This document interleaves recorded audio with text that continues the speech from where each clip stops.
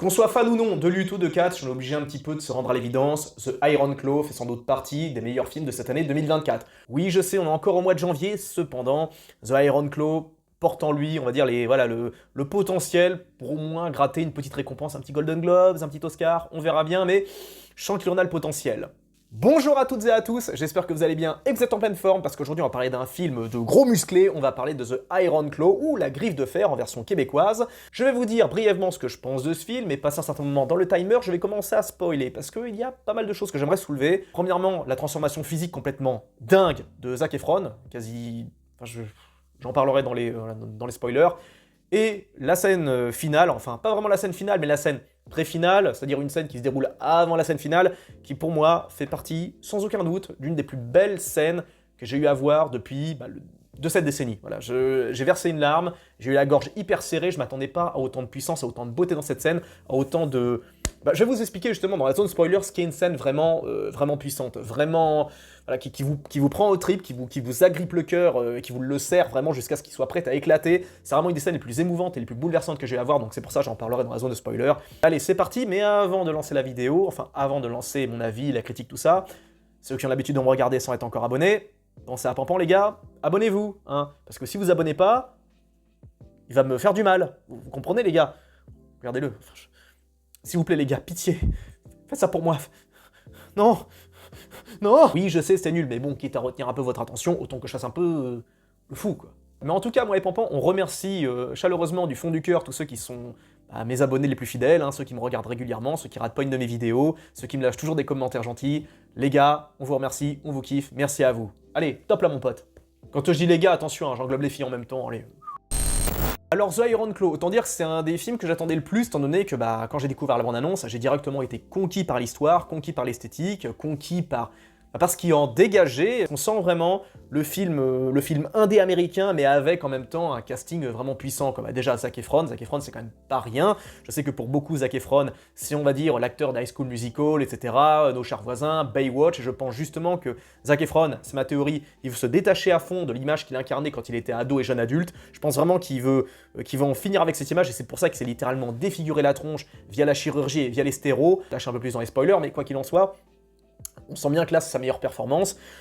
Même si pour moi, c'est pas celui qui s'est démarqué le plus. Pour moi, celui qui vraiment tient, qui a su capter l'attention, qui m'a vraiment marqué, où j'ai vu que lui, c'est le personnage du père qui est incarné par le Hulk McCallary, acteur que vous avez vu un nombre incalculable de fois dans des gros films, dans des seconds rôles. Vous l'avez vu dans Fight Club, vous l'avez vu dans Du plomb dans la tête, vous l'avez vu dans Abîme, vous l'avez vu dans Un homme en colère, vous l'avez vu dans plein de films sans forcément vous en rendre compte, mais en tout cas, il a une présence, il a un physique, on l'a vu également dans Gangster Squad, enfin c'est un type qui est balèze, qui a une bonne gueule, une grosse mâchoire de Tchad, et je regrette qu'il n'ait pas eu des rôles un peu plus conséquents au cours de sa carrière, parce qu'il avait vraiment le potentiel. D'ailleurs, pour anecdote, sachez que Hall McCallary parle un français juste parfait. Je l'ai vu en interview chez un youtubeur français, je me souviens plus c'est lequel, excusez-moi, mais en tout cas, il avait un français qui était incroyable, quoi. Il était interviewé, normal, des gars super accessibles, franchement, un type qui est vraiment un acteur de premier plan qui, encore une fois, je le redis, n'a pas eu la carrière qu'il méritait. Quoi qu'il en soit, pour moi, c'est peut-être celui qui joue le mieux, enfin, ils jouent tous très bien, ils sont tous parfaits, ils respectent tous leur rôle, mais il a vraiment ce magnétisme et il a cette froideur et vraiment cette radicalité en lui qu'il arrive à contenir, mais enfin on sent bien qu'il a le rôle d'un daron à l'ancienne, il incarne parfaitement le rôle d'un daron classique des années 60, 50, 70, enfin c'est un type à la base, enfin il joue un personnage qui est né dans la fin des années 20, début des années 30, donc c'est des hommes qui sont forgés à la dure, forgés au mal, qui ont connu les privations, qui ont connu les crises économiques, qui ont connu les guerres, etc. Bon bref, vous voyez à peu près le tableau. Et donc ce film est adapté d'une histoire vraie, l'histoire de la famille Von Irish, une famille de catcheurs, enfin quand je dis famille, c'est surtout le père qui a formé ses gosses pour devenir des catcheurs professionnels, et ceux qui ont régné dans le monde du catch américain au cours des années toute fin 70, début 80. Et le truc, c'est que le problème, c'est la tragédie, parce que c'est un film qui est vraiment très tragique, hein, c'est un film qui est très triste, vous allez souffrir, ça je vous le garantis, vous attendez certainement pas à un feel-good movie, c'est pas du tout le cas, tout ce que vous avez à savoir, alors je vais pas spoiler tout de suite, hein, mais je vous invite d'ailleurs à ne pas trop checker la bio Wikipédia pour en savoir le moins possible, pour voir justement comment ça va se passer, mais quoi qu'il en soit, cette histoire est une pure tragédie, et ce qui est le plus tragique là-dedans, c'est que le père de famille qui vraiment a voulu transmettre sa passion de la lutte, c'est mine de rien une passion qui a fini par tué sa famille, on va le dire franchement, qui a fini par briser sa famille, qui l'a... non pas, attention, quand je dis briser, vous attendez pas à un film surémotionnel, où vous aurez des scènes de larmes, des scènes d'hystérie ou des trucs comme ça. Non, non, non, non, non, on est dans un film américain, un film, je veux dire, indépendant, surtout du studio A24, donc vous attendez pas à des trucs ultra sensationnels, il y a un minimum de retenue, et c'est alors ça, on adhère ou on n'adhère pas, mais quoi qu'il en soit, c'est un style qui fait que ce genre de film sort du lot. Et malgré le fait que le film n'ait pas eu un budget très conséquent, c'est pour ça que je suis ulcéré quand je vois certains films français qui se prétendent films indépendants machin, je vois la qualité des films indépendants aux États-Unis et je vois la qualité des films indépendants en France, enfin même, je dis États-Unis, mais tous les autres pays en général, mais bon, là on parle surtout des films américains. Dans les films américains, il y a de l'idée, il y a des plans, il y a presque du concept dans certaines scènes, comme le passage où on voit Zac Efron là en train de s'échauffer entre les cordes, ça c'est ce qu'on voit en début de bande-annonce, ce plan est incroyable, mais enfin, je veux dire, ça fourmille d'idées, alors que pourtant c'est qu'un film, simplement sur le catch au cours des années 70, 80, et la pellicule renvoie à quelque chose de vraiment très old school. Enfin bref, c'est un film qui est presque lunaire par certains aspects, mais qui est réaliste en même temps. C'est un mix d'émotions. Ça veut pas en faire des caisses, ça veut pas trop vous tirer les larmes facilement, c'est ça que j'aime bien, c'est que c'est pas un film qui va vous prendre en traître, c'est pas un film qui va chercher vraiment à exploiter vos émotions, en mode ah bah tiens là tu vois faut que tu chiales à ce moment-là, tu vois attention là faut que tu pleures, là il y a une musique, là non non non non, c'est pas du tout ça, au contraire la musique est assez discrète et c'est ça que j'aime bien dans les films qui se veulent un peu émotifs, c'est que la musique, j'aime bien quand elle sait s'effacer, limite la musique elle est presque inutile dans les moments où c'est censé avoir de l'émotion, où c'est censé justement montrer quelque chose. Chose que malheureusement, chose dont a trop abusé par exemple Darren Aronofsky dans son dernier film The Whale, où justement il abuse un peu trop de la musique, surtout pour les scènes émotionnelles. Parce que dans les scènes d'émotion, il n'y a pas besoin de musique. Il faut laisser les regards parler, il faut laisser le langage corporel, il faut laisser tous ces trucs-là s'exprimer. Et d'ailleurs, je parlais de Darren Aronofsky, pourquoi? Non pas parce qu'il a réalisé The Whale, mais parce qu'il a réalisé lui aussi un film sur la lutte. The Wrestler, qui pour moi est bien supérieur à The Whale du point de vue émotionnel, du point de vue de l'impact psychologique, du point de vue de toutes ces choses, et c'est bien de corroborer, bref, de joindre The Wrestler et The Iron Claw, parce que ces deux films, c'est les deux rares films américains qui traitent vraiment du catch. Alors après, on peut aussi parler d'un autre film qui traite de la lutte, qui est Foxcatcher, je crois que c'est ce film, ouais, qui est sorti en 2015 avec Channing Tatum, avec Mark Ruffalo, qui est excellent, Mark Ruffalo quasi méconnaissable, tout comme Steve Carell d'ailleurs, qui est lui aussi méconnaissable dans ce film. Le film grouille de qualité, il est vraiment puissant, mais il m'a pas laissé un souvenir aussi impérissable, aussi puissant que The Wrestler par exemple. Et d'ailleurs, Foxcatcher traite plus de la lutte universitaire que du catch, c'est deux sports radicalement différents. Enfin, c'est la même chose du point de vue où c'est des mecs qui se font des prises, etc. Mais c'est un traitement très différent. C'est-à-dire que la lutte universitaire ou la lutte gréco-romaine, le projet, c'est de choper le mec, le balancer hors du cercle ou je sais pas quoi, ou le soumettre par une prise, alors que dans le catch, on est vraiment que dans du spectacle, on est que dans du cinéma, en quelque sorte. Les mecs font des cascades, ils font des dingueries, ils tombent sur le dos, sur la tête, enfin ils font des trucs de dingue. Mais pour autant, c'est pas parce que les mecs se foutent pas sur la gueule, comme on ferait dans les matchs de boxe ou les trucs de Muay Thai ou des trucs comme ça, que les mecs ils vont pas à fond. Sachez une chose, c'est que certes, ça paraît être du cinéma et du show, le catch, cependant les mecs ils y vont à fond les ballons. Dans les cascades, quand les mecs ils tombent sur le dos, sur le coude, enfin les gars ils se retiennent, ils font attention, ils font énormément d'entraînement pour faire en sorte de pas se baiser quand ils tombent, mais croyez bien que les articulations elles prennent très cher. Et ça c'est très bien montré par exemple dans The Wrestler, où on voit Mickey Rourke qui est complètement chargé, obligé de se doper pour tenir le coup, parce que le mec il a des douleurs partout dans la nuque, dans le genou, enfin bref c'est un sport qui est très exigeant, ça comme tant d'autres d'ailleurs, mais c'est vrai que le catch, même si c'est pas très connu chez nous, on s'en rend pas compte, parce qu'on voit le show, les mecs qui font les cons, etc., qui se provoquent, puis les mecs qui se relèvent, ils se remettent sur leurs pieds directement après avoir fait une chute de je sais pas, de 3-4 mètres, des trucs comme ça, mais intérieurement, croyez pas, les mecs ils morflent, hein. Et donc ce film met quand même... ne se veut pas dans le spectaculaire hyper violent. D'ailleurs, c'est même ça d'ailleurs qui m'a un peu rébuté, c'est que par rapport à des Rocky ou des Warriors, c'est qu'on n'a pas affaire à un film d'action, enfin un film de combat où les coups sont portés, où les mecs vont se mettre des pains dans la gueule, on verra des nez exploser, des arêtes qui giclent, des dents qui sautent. Non, vous aurez pas des trucs comme ça. Donc c'est pour ça que les scènes de combat sont spectaculaires sans l'être réellement. Pour le coup, c'est beaucoup plus immersif dans The Wrestler. Là, pour le coup, ils ont mis le paquet concernant les scènes d'action. Je dois avouer que là, c'est beaucoup plus immersif. Là, dans The Iron Claw, c'est un peu plus décevant au niveau du traitement de l'action, mais ça c'est encore autre chose, mais bref, je me suis assez égaré, on va directement passer dans la zone de spoiler, let's go. Alors donc, deux choses dont je voulais parler, d'une, alors, le film, là, attention je spoil, hein. La tragédie de cette histoire, c'est quoi? C'est que sur ces 5 fils, je spoil maintenant parce qu'on va en parler vers la fin par rapport à la scène qui m'a vraiment bouleversé, les 5 fils du daron, la Von Irish, il y en a 3 qui sont morts, enfin non, je raconte des conneries, 4 qui sont morts, il n'y en a qu'un qui a survécu, qui est incarné donc par Zac Efron.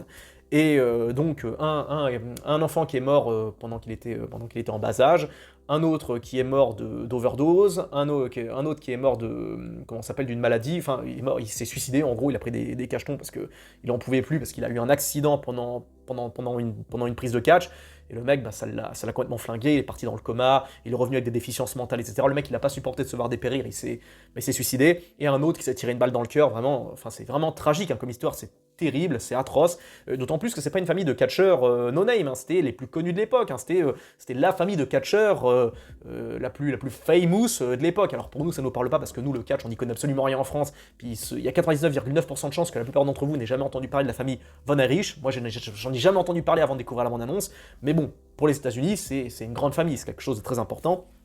Et donc, donc cette famille a vraiment souffert de par l'abus du père qui cherche vraiment à pousser jusqu'au bout ses gosses. Hein. C'est genre, le mec il est au petit-déj, tu vois, puis il dit à ses gosses, alors tu vois, toi, si tu t'entraînes bien, bah, tu pourrais devenir mon fils préféré devant un tel et un tel, quoi. Enfin, tu dis, mais c'est quoi cette famille, quoi? Enfin, il est dur comme daron, quoi. Je sais qu'il y en a certains qui le pensent réellement, mais là, le dire, c'est quand même, ça manque de tact, quoi. Puis les gamins, ils sont là en train de bouffer, ils font, ouais, d'accord, ok, quoi.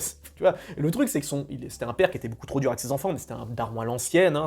Je juge pas encore une fois, c'est comme ça que ça se faisait. Bon, c'est tragique parce qu'on voit l'impact psychologique sur les gamins. On voit que ça les a brisés, on voit que parce qu'il les a poussés beaucoup trop loin. Il a exploité leur énergie, leur jeunesse. Tout ça pourquoi? Juste pour briller sur un ring, pour toucher du fric. Ok, c'est bien, mais bon, derrière, c'est pour bousiller ta famille. Bref, en tout cas, on regarde ça en fait, on est attristé de voir cette histoire, c'est vraiment tragique, on peut rien y faire, c'est passé il y a 40 ans, qu'est-ce que vous voulez. Mais quoi qu'il en soit, c'est vraiment tragique de voir ce qui s'est passé par rapport à cette famille. Et le truc, je vais directement spoiler par rapport à la scène qui m'a touché, c'est qu'en fait, à la fin, Zac Efron, le frère, je veux dire, il va essayer de retrouver un de ses frères qui est vraiment pas bien, il entend un coup de feu, il comprend que son frère s'est tiré une balle dans le cœur. Il voit son frère, forcément il est bouleversé, il veut étrangler son père parce que c'est de sa faute à lui s'il en est arrivé à ce stade-là. Puis finalement, il se retient, il porte son frère dans ses bras, il se retient de chialer pendant qu'il porte son frère, il le pose sur une table, et il y a ce plan qui est vraiment terrible où on voit le frère, avec ses cheveux longs, tout ça, qui marche dans le jardin, du côté du ranch parce que c'est au Texas. Il marche et tout, il va prendre un petit bateau, puis on se dit attends, c'est quoi cette histoire? Attends, il s'est suicidé, il revient, il rame un peu, puis il va rejoindre sur son ponton ses autres frères qui sont décédés. Il va rejoindre donc son grand frère qui est mort d'overdose, son autre frère qui s'est suicidé par les cachets, et également, alors là c'est le pire, c'est le petit frère qu'il a jamais connu. Il va rejoindre ses frères, ils se prennent tous les deux grands dans les bras. Il n'y a pas une musique, il n'y a rien. J'étais là, ça va me retenir, à contenir mes larmes. Et puis quand il a vu le petit frère, il fait ah, alors c'est toi que j'ai jamais rencontré, que j'ai jamais vu. Puis il le prend dans ses bras et c'est bouleversant à en crever. C'est d'une puissance cette scène et c'est pas grand chose. C'est juste une scène qui est censé nous transposer dans l'au-delà, qui se déroule pas loin de là où ils habitaient, donc qui reste sur leur terre, dans leur univers. Et voilà, les frères sont rejoints dans l'au-delà. Voilà, ils vont rester ensemble pour l'éternité. Et ça m'a tué, mais ça m'a concassé l'âme, quoi. Et honnêtement, je suis assez difficile en termes de scène d'émotion, machin, et j'avoue que celle-là, elle m'a cassé en deux, quoi, elle m'a brisaxe. Donc vraiment, rien que pour cette scène, le film, il mérite le coup d'œil, et c'est vrai que c'est pour moi une des scènes les plus émouvantes que j'ai eu à voir dans cette décennie 2020, quoi. Alors je sais qu'en soi, en cette décennie, on n'a pas eu grand-chose de propre, mais il faut avouer que là, ça a mis le curseur vraiment très très haut, quoi. On est très très loin de ce qu'on a pu voir dans les films récents, notamment Oppenheimer. Hein. Oh, faut que j'arrête de taper sur ce film, faut que j'arrête de... Là, c'est de la violence gratuite à la fin, quoi.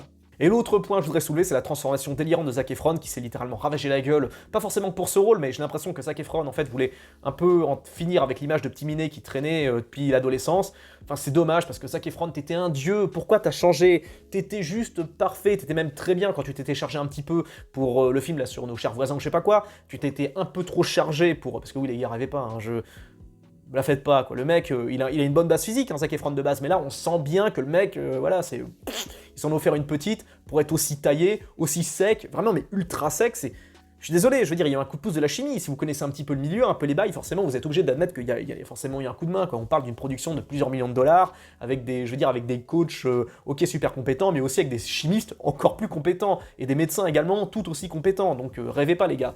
Et là, je sais pas ce qu'il lui a pris, il a pété une durite, et il a fait cette chirurgie, parce que ça peut pas être que des stéroïdes, là, il y a de la chirurgie. Alors après, d'après sa version, il aurait expliqué qu'en gros, ce serait après un accident de bagnole, il se serait refait la tronche. j'y crois pas une seule seconde. Quand vous avez un accident de bagnole, enfin j'en connais plein qui ont eu des accidents de bagnole, ils n'ont pas été défigurés pour autant. Ou quand ils ont été défigurés, alors tout le reste du corps y est passé, quoi. C'est vraiment quand vous vous défigurez dans un accident de bagnole, c'est vraiment vénère en général. Vous sortez après des mois et des mois de convalescence. Alors Zac Efron, on voit bien que... Après, je me trompe peut-être, là je suis dans la pure supposition. Mais moi, ma théorie, c'est que il a dû se sentir con de voir que sa tronche a tellement dû changer parce que les chirurgiens peuvent aussi faire des conneries, hein. Je veux dire, même à passer un certain niveau, et ça j'en parlerai spécialement dans une vidéo consacrée à la chirurgie chez les actrices et les acteurs récemment, parce que là il y a une épidémie de chirurgie du côté des jeunes acteurs, encore du côté des acteurs et des actrices qui ont passé un certain âge, qui ont passé les 60 balais, je peux comprendre, mais quand des acteurs ont même pas passé la trentaine et qui passent direct par le bistouri, non mais il y a un problème, quoi, surtout quand c'est des acteurs hyper beaux gosses comme Zac Efron. Pour moi ça n'a aucun sens, c'est limite, c'est de l'inconscience presque. Et le truc, c'est qu'il a, je pense, inventé cette histoire d'accident, parce que vous imaginez quand même pas qu'il allait dire la vérité face caméra. Ah oui, carrément, ouais, j'ai ravagé ma gueule juste parce que j'en avais marre d'être voilà, d'être ramené à mon image de super beau gosse Pussy Slayer depuis 15 ans, mon dieu, quelle torture. Ah non, je voulais vraiment changer ma tronche parce que j'en avais marre d'être beau gosse, j'étais vraiment impatient de faire 15 ans de plus. Non, c'est qu'à mon avis, c'est un peu plus profond que ça. Je pense que le mec devait avoir des complexes, j'en sais rien, ou peut-être qu'il a pris vraiment goût au stéro, au point de... Parce que oui, il est encore plus chargé que pour Baywatch comment ça s'appelle, dans The Iron Claw. N'allez pas imaginer qu'il a eu ce physique juste en sifflant des blancs d'œufs et en faisant un push-pull leg. Non, c'est pas comme ça que ça marche. Et le truc, c'est que, bah voilà, c'est triste, hein, pour Zac Efron qu'il ait franchi le cap, et surtout d'une façon aussi vénère, aussi hardcore, parce que là, vous vous rendez compte, le gars, il a que 33 ans, enfin 35 ans, et il en paraît 45, presque 50, enfin, mais qu'est-ce que c'est que ça? Et c'est pour ça que dans le film, il a cette dégaine de mec, on dirait le maître de l'univers, quoi, le gars comment ça s'appelle, de Musclor, quoi. Enfin, je trouvais ça catastrophique, et je rappelle qu'il y a 10 ans, il y a juste 10 ans, Zac Efron, il ressemblait à ça. Je veux dire, mais c'est le jour et la nuit, vous vous rendez compte que en 10 ans, il a pris 25 ans, enfin, c'est juste dingue. Et voilà, je sais pas comment ça va se passer pour la carrière de Zac Efron, mais le problème c'est que malheureusement, je trouve que sa performance en a pâti justement de cette transformation, parce que quand on le voyait, quand je le voyais, j'étais en mode merde quoi, c'est Zac Efron ça. Pourquoi? Tu vois, surtout que le mec dont il cherche à s'inspirer, à la base, c'est pas vraiment, je veux dire, il a pas une tronche burinée comme ça, quoi, pas à ce point-là. Bon bref, en tout cas, c'est ça pour moi la seule ombre au tableau de ce film. Voilà, c'est triste, hein, c'est triste pour Zac Efron. Et après, peut-être qu'il est heureux comme ça, et tant mieux pour lui, mais bon, perso, voilà quoi. Le message qui est lancé, par contre, en revanche, je trouve qu'il est quand même assez nocif, dans le sens où, je sais pas, ça va peut-être influencer des gamins justement à passer par la chirurgie, à vouloir, je sais pas, avoir une tronche beaucoup plus burinée, à vouloir ressembler à des hommes de Néandertal, parce que mon dieu, les gars ils se trouvent trop jeunes, trop minés, bref, je trouve ça triste. Bon, en tout cas, c'était mon avis sur The Iron Claw, n'hésitez pas à donner votre avis dans les commentaires, et ceux qui sont pas encore abonnés, n'hésitez pas, encore une fois de plus, à vous abonner les gars, pensez à Pampan. Allez, je vous dis à très bientôt, prenez bien soin de vous, plein de bisous à tous, ciao.